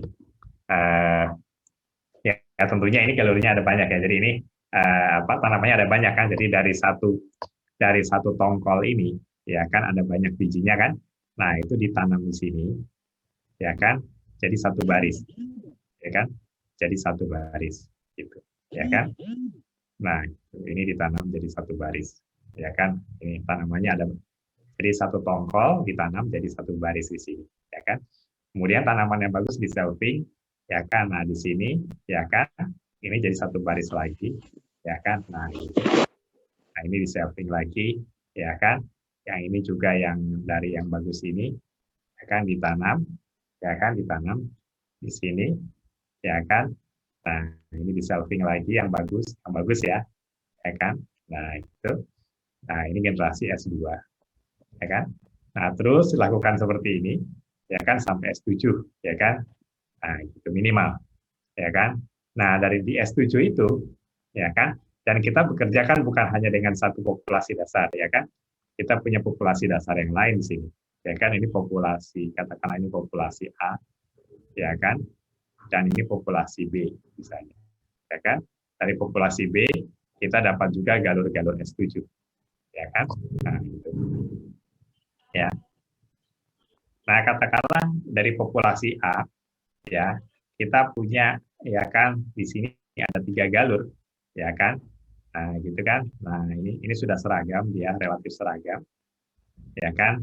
Nah, ini adalah galur yang ini tadi, yang sebelah kiri ini, ya kan. Nah, ini misalnya galur A dan B di sini, ya kan. Katakanlah ini galur B misalnya, ya kan. Nah, katakanlah ini galur B yang tadi, ya kan. Nah, ini galur inbrida, ya kan. Nah, atau di sini misalnya dihasilkan juga galur A, ya kan, misalnya gitu, misalnya, ya kan. Nah, ini katakanlah ini galur A misalnya gitu, ya kan. Kemudian ada galur C misalnya di sini, ya kan. Nah, gitu, ya. Nah, dalam satu galur, ya kan, dalam satu galur, ya kan, dalam satu galur dia seragam, betul. Nah, jadi dia punya dalam satu galur ini kan ada sejumlah tanaman nih, ya kan, ada sejumlah tanaman, ya. Nah, sejumlah tanamannya itu dia seragam, ya kan. Nah, seragam, ya kan, yang tadi, ya kan, sudah homogen dia, homozigot, ya kan, dalam satu galur sini, ya kan, dia homogen, tidak ada keragaman genetik dan homozigot. Kan Pak, Bapaknya kan 1000 kali. Ya, mungkin bukan di generasi S, ya mungkin ini sudah generasi lanjut lah ya. Katakanlah ini sekarang sudah sampai generasi misalnya S9 misalnya. Kan? Nah, demikian. Nah, kemudian dari populasi dasar yang ini kita dapat galur A, B, C, ya kan? Kemudian dari yang ini kita dapat D, E, F, ya kan? Galur D, F, ya. Nah, kemudian sekarang bagaimana, ya kan? Cara mengetahui galur yang bagus, ya kan? Nah, galur yang bagus itu, nah kita silangkan. Jadi yang pertama itu kita bisa lakukan silang dialil, ya kan? Nah, jadi silang dialil, ya, untuk mengevaluasi daya gabung umum dan daya gabung khusus, ya, daya gabung khusus. Nah, jadi ini A, B, C, D, ya kan, E, ya, F. Nah, silangkan dengan itu A, B, C, D, E, F, ya kan. Nah, ini kan A selfing, yang ini A silang B, ya kan, ini A silang C, A silang D, A silang E, A silang F, ya kan. Ya, ini B silang A, ini B selfing, ya kan, dan seterusnya, ya kan, dan seterusnya. Jadi kita punya kombinasi ini. Nah, ini bisa menduga daya gabung umum dan daya gabung khusus. Nah, atau, ya kan, jadi ini judulnya adalah evaluasi, ya, evaluasi galur murni, ya, ya kan. Nah, gitu, evaluasi galur murni. Nah, kemudian, ya, evaluasi galur murni. Nah, kemudian apa namanya, evaluasi galur murni. Kemudian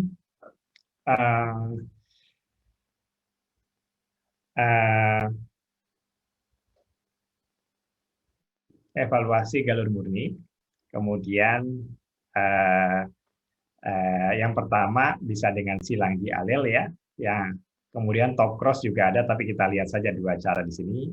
Yang kedua adalah dengan line silang tester, ya kan. Nah, jadi kita punya, jadi sebagai line kita punya galur A, B, C, D, E, F.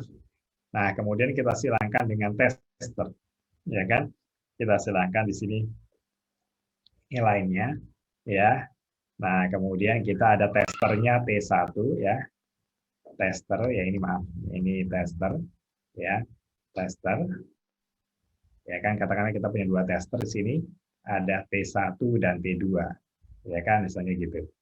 Nah, demikian. Nah, kemudian di sini ini adalah A silang T1, ini A silang T2, ya kan, ini B silang T1, B silang T2, ya kan, dan seterusnya di sini, ya kan.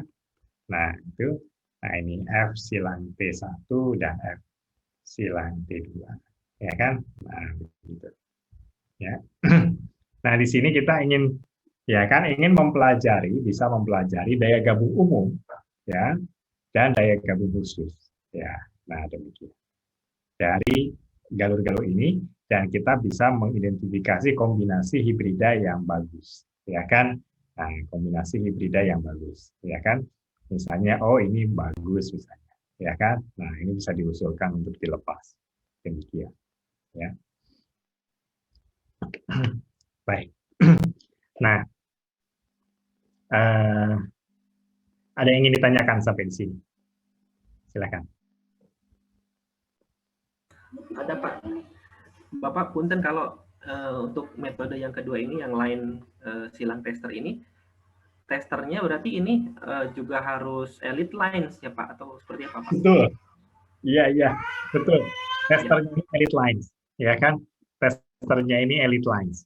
Jadi artinya, dan tester ini bagusnya ini adalah dari heterotik group yang berbeda. Nah, jadi ada grup heterotik nih pada jagung, ya.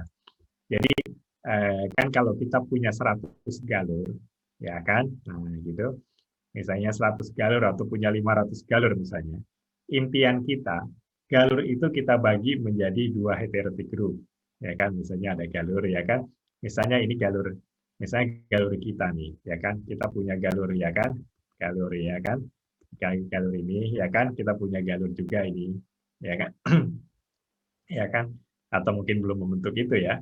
Nah, ini mungkin punya galur juga di sini, ya kan. Nah, dengan cara genetik, ya kan, yang tertentu. Nah, ini kalau bisa ini, ya kan, kita kelompokkan apa namanya galur-galur ini menjadi heterotic group namanya. Heterotic group itu misalnya kita buat grup yang imajiner sini, ya kan? Katakanlah ini grup A, ya kan? Nanti lingkarannya salah. Nah, katakanlah ini grup A misalnya, ya kan? Nah, gitu. Ya, mungkin kurang bagus ya kan. Nah, ini grup A misalnya, ya kan? Kemudian ini grup B misalnya, ya kan? Nah, gitu, ya kan? Nah, katakanlah ini heterotik grup A, ya kan? Kemudian ini heterotik grup B, ya kan? Dan kita punya tester di sini, ya kan? Katakanlah di sini, ya kan? Ada T1, ya kan?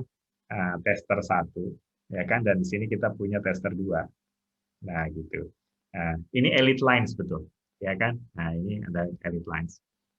Nah, jadi di sini kita dengan line tester ini, ya kita bisa mengelompokkan juga galur-galur yang kita punya ke dalam heterotic group, ya kan? Nah, jadi kan heterosis itu kan artinya keunggulan hibrida dibanding tetuanya, ya kan seperti ini, ya kan? Jadi kan kalau yang tadi gambar yang tadi kan hibrida silang tunggal kan, kalau kita silangkan di sini tetua galur murni kan ini kecil tanamannya, ya kan, kena inbreeding, ya kan. Nah, kita silangkan ini, ya kan, galur biru dengan galur merah ini menjadi hibrida yang bagus, ya kan. Nah, ini keunggulan hibrida, ya, dibanding tetuanya itu dinamakan efek heterosis, ya, keunggulan hibrida dibandingkan dengan tetuanya, ya kan, dengan rata-rata tetuanya. Nah, jadi di sini itu kalau mid parent heterosis. Jadi heterosis itu keunggulan hibrida dibandingkan dengan tetuanya. Ya, hibridnya kan besar-besar bagus gitu kan ya. Padahal tetuanya kan di sini mengalami inbreeding depression, tanamannya pendek, tongkolnya kecil ya kan. Hasilnya mungkin hanya 1-2 ton per hektar ya kan. Kalau hibrida bisa 9 ton per hektar misalnya atau lebih. Ya. Demikian.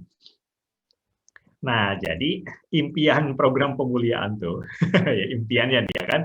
Nah, ambil suatu galur dari sini, ya kan, ambil suatu galur dari sini, ya kan, dengan suatu galur dari sini, ya kan, kata ini galur P, ya kan, galur Q misalnya dari sini, ya kan. Nah, P silang Q itu, ya kan, hibridanya itu akan superior, ya kan. Nah, itu akan menjadi hibrida yang F1 yang bagus ya kan. Nah, gitu. Ambil dari heterotic group yang berbeda, ya kan. Nah, karena dia punya suatu jarak genetik, ya kan. Nah, dibandingkan misalnya kalau P dengan misalnya galur S misalnya, ya kan, P silang S, ya. Nah, mungkin ini F1-nya, kurang bagus misalnya. Misalnya begitu, ya kan? Karena dia dari heterotic group yang sama. Nah, jadi impiannya kan gitu kan ya, kita bisa ambil galur dari grup heterotik yang berbeda, menghasilkan hibrida yang bagus, ya kan? Nah, oleh karena itu galur-galurnya ini kita perlu kelompokkan ke dalam, kalau kita punya galur nih, ya kan, ada galur baru nih, galur X, ya kan? Nah, kita ingin tahu, ya kan, apakah masuk ke sini, ya kan, atau masuk ke situ, ya. Nah, caranya itu, ya kan, silangkan dengan tester ini, ya kan, ya bisa menggunakan skema line tester ini, ya kan. Nah, jadi kalau X, ya kan, ya ini mungkin susah ini hurufnya X karena dengan persilangan dia mana ini penghapusnya? Kok hanya kelihatan pasnya. Baik. Nah, jadi hapus saja, oke. Nah, mungkin galur R mungkin, ya kan? Galur R, ya kan? Nah, kalau galur R, ya, silang dengan T1, misalnya hasilnya tinggi. Kemudian galur R silang T2, hasilnya rendah, ya kan? Nah, maka galur R itu kita simpulkan, dia ada di heterotic group yang berbeda dengan T1, ya kan? Nah, karena kalau disilangkan hasilnya tinggi, jadi kalau T1-nya ada di sini, ya kan, berarti R-nya ada di sini, ya kan? Nah, karena T1 silang R hasilnya tinggi, dan T2 silang R hasilnya rendah, jadi kita asumsikan T2 dan R itu dalam heterotic group yang sama, gitu ya kan?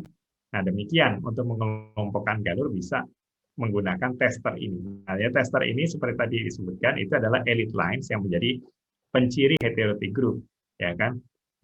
Nah, misalnya kalau misalnya varietasnya balit serial nih, ada bima sekian gitu ya.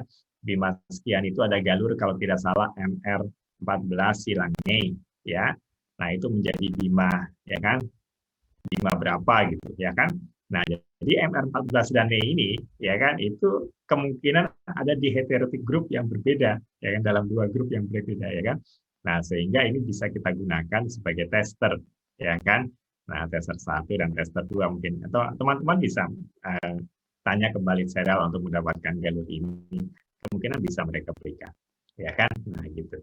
Nah, itu jadi galur tester 1 dan tester 2 demikian. Ya kan, bisa kita gunakan elite lines yang menjadi penciri heterotic group, apa namanya, dalam maksudnya untuk salah satu tujuannya, ya kan, kalau kita juga ingin mengelompokkan mereka ke heterotic group, berarti T1 dan T2 itu menjadi penciri adalah galur elit yang menjadi penciri heterotic group masing-masing. Demikian. Demikian mungkin. Apakah terjawab pertanyaan?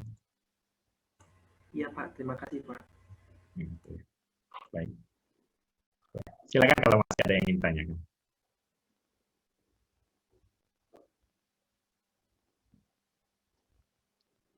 Ya, percobaan di alel dan line tester ini bisa dilakukan di multi lingkungan, ya kan? Kalau misalnya kita, ya kan, gunakan misalnya apa namanya di sini misalnya, kalau misalnya ini kan studi keragam, ya kan, misalnya dalam uji multi lokasi, ya, kan kita punya kalau jadi ya, ini ANOVA gabungan, ya, ANOVA gabungan. Ya, dalam sumber keragamannya kan ada apa saja, ya kan? Ada tentunya ada lokasi, ya kan, atau multi lingkungan, ya kan? Uji multi lokasi atau multi lingkungan, ya kan? Nah, misalnya di sini ada lokasi, ya, kemudian ada ulangan dalam lokasi, ya, ada genotipe, ya kan?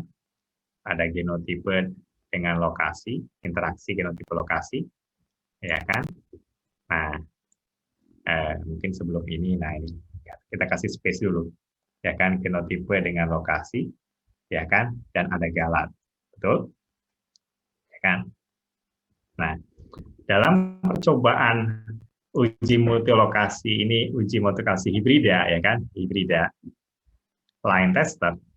Nah, ini bisa kita partisi pengaruh genotipenya itu menjadi pengaruh line, pengaruh tester, dan pengaruh line by tester, ya kan?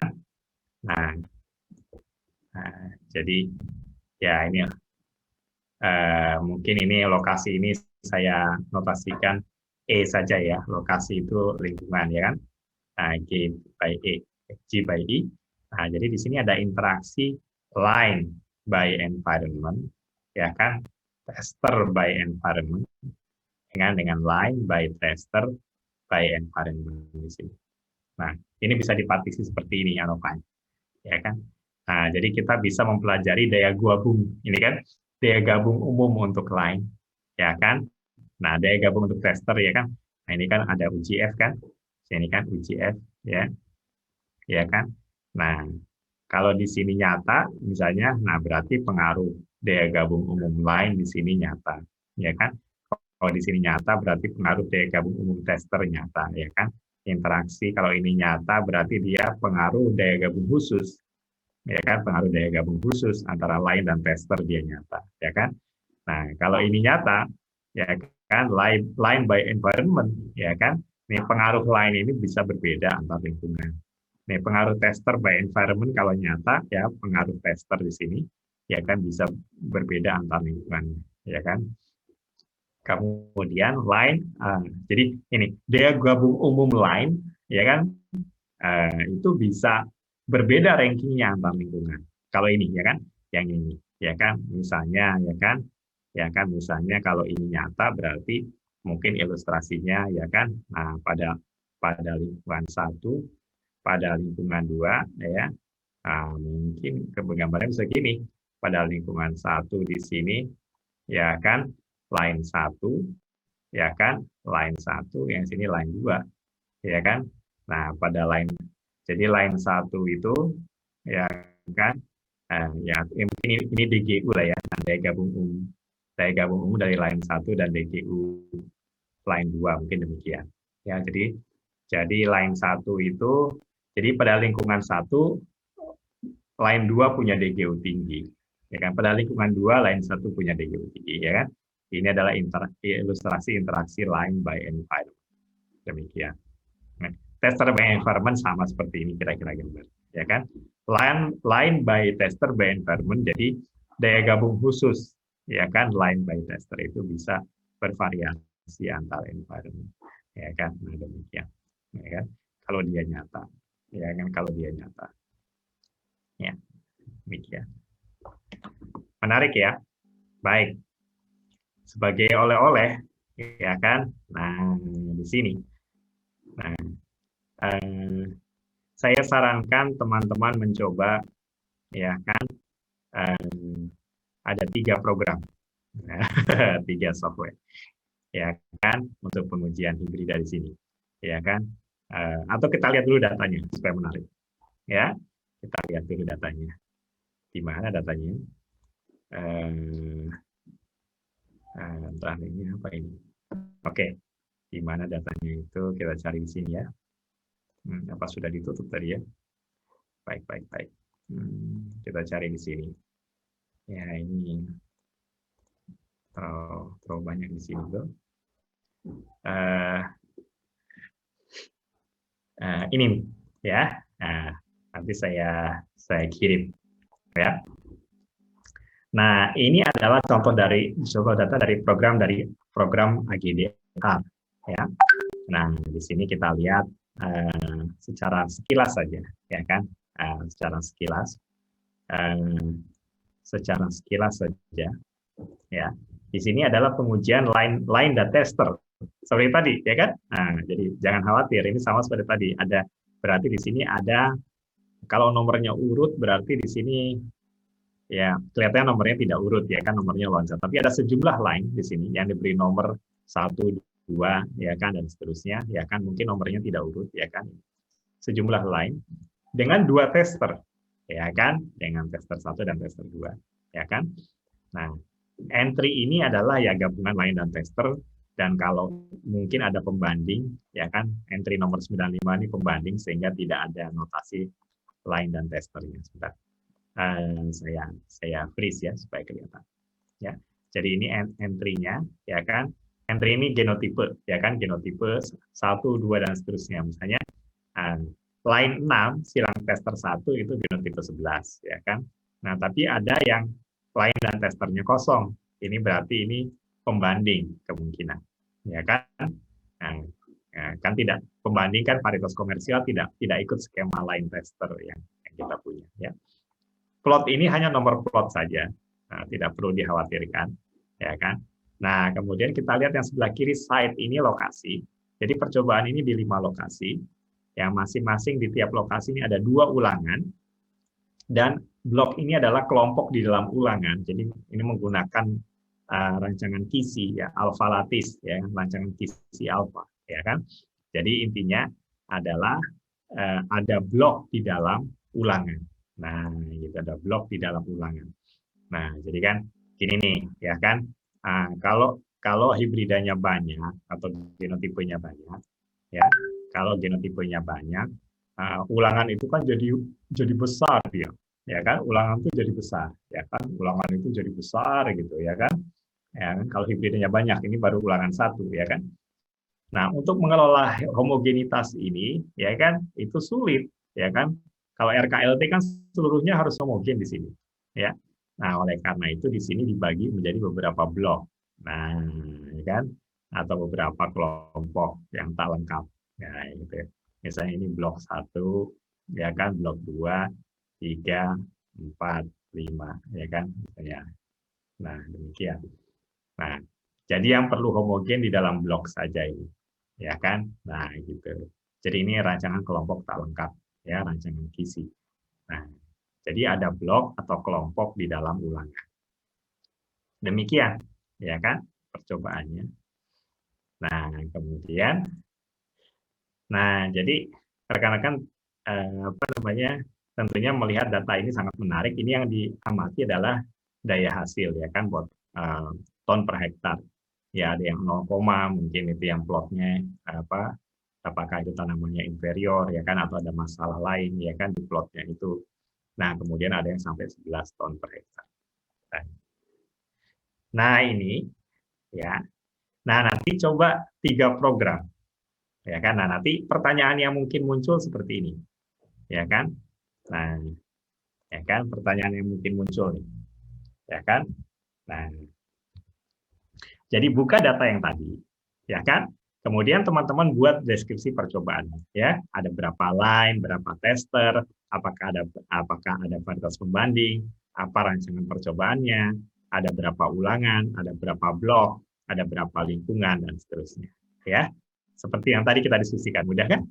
Nah, kemudian, ini tantangannya, ya. Periksa apakah ada interaksi G by E, ya. Apakah ada interaksi genotipe lingkungan. Lakukan pemilihan hibrida-hibrida yang stabil, ya kan, dan berpotensi hasil tinggi. Apakah ada nih? Atau ada hibrida yang adaptif di lokasi tertentu atau spesifik lokasi, ya. Nah, kemudian, periksa juga galur-galur mana yang punya daya gabung umum dan daya gabung khusus yang tinggi, ya kan?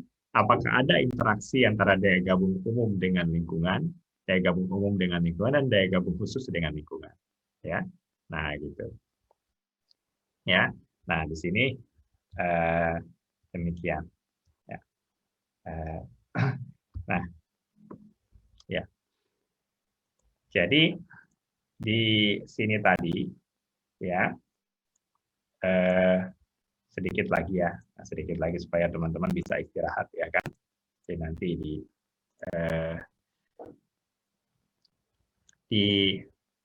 di mana ya, ya. Nah, ini ilustrasi saja di sini, ya kan, ada ilustrasi sebentar, ya kan, ilustrasi, ya kan. Nah, ini misalnya, ya kan, ini ilustrasi, ya, ilustrasi perhitungan line tester, ya kan. Sebentar, di sini saya besarkan dulu sedikit saja, ya kan. Misalnya sini, ya kan, kemudian ini 12 saja mungkin. Nah, ya gitu, ya. Baik. Nah, misalnya ini hasilnya seperti ini, ya kan. Line 1 dengan tester 1 hasilnya 8 ton per hektar misalnya. Line 1 dengan tester 2 6, ya kan. Nah, kemudian di sini kita hitung rata-ratanya, rata-rata dari hasil persilangan L1 dengan T1 dan L1 silang T2. Ya, kalau ada ulangan berarti ini sudah rata-rata dari 2 ulangan misalnya, ya kan. Angka 8 ini, ya kan. Nah, ini rata-ratanya 7, ya kan. Demikian. L2 dengan T1, L2 dengan T2, ya kan. Nah, ini rata-ratanya 6. Nah, rata-rata ini, ya kan. Nah, kemudian kita punya rata-rata ini, punya rata-rata lain, ya kan, dan kita punya rata-rata tester, ya kan. Rata-rata tester dari semua lain. Nah, gitu, ya kan. Dan kita punya rata-rata umum di sini, ya kan, punya rata-rata umum, ya kan. Nah, daya gabung itu sebenarnya, ya kan, daya gabung itu sebenarnya, ya, adalah ini daya gabung umum nih, ya kan. Nah, ya, sebentar, ini daya gabung umum. Nah, daya gabung umum tuh ini, saya kira, ya kan. Nah, ini daya gabung umum, ya kan. Nah, ini daya gabung umum, ya, DGU line, ya. Ini adalah angka ini, ya, rata-rata line ini, ya kan. Kita persempit sedikit ya supaya mudah membacanya, ya. Nah, ini rata-rata yang 7 ini dikurangi 7,5, ya kan. 7 kurangi 7,5, ya kan. Ini rata-ratanya minus 0,5, ya. Nah, ini adalah DGU dari line, ya kan? DGU dari line, ya. Nah, jadi angka rata-rata dari dua galur itu rata-rata. Nah, jadi bayangkan kalau suatu galur punya rata-rata yang tinggi, seperti yang ini nih 8 nih, ya kan? Dia punya daya gabung umum yang bagus, ya. Artinya dia punya kompatibilitas atau mungkin belum punya kompatibilitas. Dia punya daya gabung, ya, punya daya gabung yang bagus jika disilangkan dengan beberapa ya punya rata-rata keragaan yang bagus, ya kan, punya rata-rata keragaan yang bagus dalam suatu seri persilangan, ya kan, dalam hal ini persilangan dengan tester 1 dan tester 2 rata-ratanya bagus, ya kan. Nah, dia dinilai dalam konteks ini dia punya daya gabung umum yang tinggi, ya kan, apalagi yang ini yang 9,5, ya kan. Nah, ini punya daya gabung umum yang tinggi, ya kan. Nah, jadi dia punya banyak, seperti kalau orang punya banyak teman lah, ya kan, dia punya daya gabung umum yang tinggi itu, ya kan, dia mudah bergaul, punya banyak teman, ya kan. Nah, gitu. Jadi rata-ratanya bagus dari suatu kombinasi persilangan dia punya rata-rata yang bagus, ya. Nah, daya gabung umum tester juga begitu, ya kan. Nah, testernya yang bagus itu, ya kan. Nah, itu dia. Tester 2 nih punya rata-rata keragaan yang lebih bagus dari tester 1. Nah, jadi dia punya daya gabung umum yang lebih bagus tester 2 dibandingkan dengan tester 1. Ini daya gabung umum tester. Nah, yang tengahnya ini daya gabung khusus. Jadi daya gabung khusus itu pengaruh interaksi antara line dan tester. Ya kan? Dalam hal ini, ya kan? Nah, kalau dibahasakan secara statistik, ini adalah pengaruh interaksi sebenarnya, ya kan? Menghitungnya adalah nilai dia, ya kan, dikurangi dengan rata-rata line, dikurangi rata-rata tester, ditambah rata-rata umum. Nah, gitu kan ya. Nilai dia dikurangi rata-rata line, dikurangi rata-rata tester, ditambah rata-rata umum. Nah, jadi kalau nilainya positif seperti ini, misalnya positif 1,5, ya kan. Nah, berarti ini ya dia punya interaksi yang positif antara line 1 dengan tester 1, ya kan. Jadi line 1 dengan tester 1, ya kan, dia punya pengaruh interaksi yang positif, ya kan. Line 1 dengan tester 1 dia punya interaksi yang positif, demikian, ya kan. Nah, ini adalah daya gabung khusus nih, ya kan. Mudah kan? Sebenarnya daya gabung umum itu adalah pengaruh utama, ya, pengaruh utama. Nah, daya gabung umum lain ini pengaruh utama lain. Daya gabung umum tester itu adalah pengaruh utama tester. Nah, daya gabung khusus itu adalah pengaruh interaksi lain dengan tester, ya kan? Ya kan? Ini tidak berbeda dengan percobaan dua faktor lainnya. Kalau teman-teman familiar dengan percobaan dua faktor, misalnya antara faktor misalnya irigasi dengan pemupukan, nah, ya kan, ada pengaruh utama irigasi, pengaruh utama pemupukan, dan pengaruh interaksi, ya kan, ini persis sama, ya kan. Ini adalah pengaruh utama line, pengaruh utama tester, dan pengaruh interaksi antara line dan tester.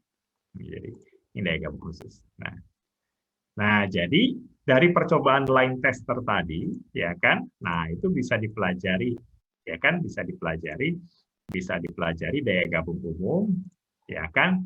Nah, ini kan daya gabung umum, daya gabung khusus bisa dihitung, ya, dan interaksinya dengan lingkungan, ya kan, apakah ada interaksi dengan lingkungan. Kalau percobaan line tester itu diulang di beberapa lingkungan, demikian. Ya, baik. Ya, nanti insya Allah saya share datanya, atau nanti saya minta tolong, atau saya share di chat ini, ya kan. Dan mungkin nanti ada teman yang bisa membantu, ada teman yang bisa membantu untuk share di grup, ya. Baik. Ya, silakan. Mungkin masih ada waktu sebentar saja kalau ada yang ingin ditanyakan. Nah, silakan. Supaya bisa istirahat sebentar.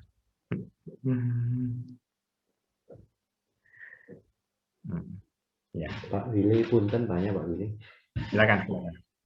Pak Willy, kalau misalnya ulangan di dalam blok itu, bloknya tadi bisa dibagi ya Pak ya. Ulangannya bisa dibagi beberapa blok.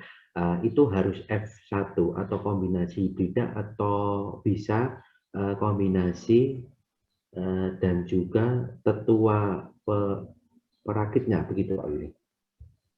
Iya, ya. Bisa apa saja, Mas Bayu? Nah, itu apa namanya? Yang isi dari genotipenya itu bisa bisa hibrida, ya kan? Jadi kita bisa mempelajari daya gabung umum tetua dari hibrida. Misalkan ya kita tes hibridanya, kemudian seperti tadi kita duga pengaruh daya gabung umum tetua. Nah jadi kalau yang ulangan dibagi menjadi blok itu isi percobaannya itu bisa apa saja, ya kan? Nah, itu adalah suatu penanganan lingkungan ya, supaya homogenitasnya itu tinggi, ya, supaya galak percobaannya itu kecil. Ya, jadi kalau kita menguji 100 galur, ya kan, nah itu kan supaya ulangan itu tidak membengkak jadi besar, ya kan, nah ya kan, artinya ulangannya memang akan besar, ya kan. Nah, tapi untuk strateginya supaya galak percobaan kecil, kita bagi menjadi blok-blok di dalam ulangan menggunakan rancangan yang populer QC Alpha, ya kan, atau Alpha lapis. Pengacakannya menggunakan software PB Tools, apa yang mudah mungkin, ya kan, untuk pengacakannya, karena itu incomplete design, tidak bisa kita acak manual untuk penempatan perlakuannya, ya, atau yang bisa tapi mungkin sulit, ya kan. Kita menggunakan software untuk pengacakan penempatan perlakuan. Tapi tidak ada ruginya menggunakan incomplete block design, ya kan.